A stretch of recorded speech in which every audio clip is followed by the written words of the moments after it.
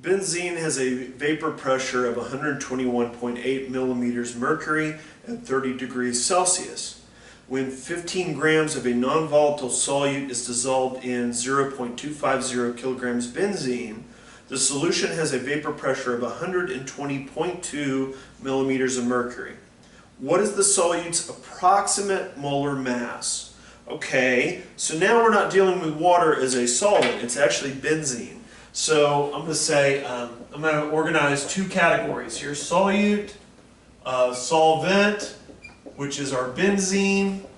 And benzene has a molecular formula of just C6H6. And if we go ahead and look at the periodic table, let's calculate the molar mass of it. So you got 6 times the 12 plus an additional 6. So it's about 78.11 grams per mole. Okay,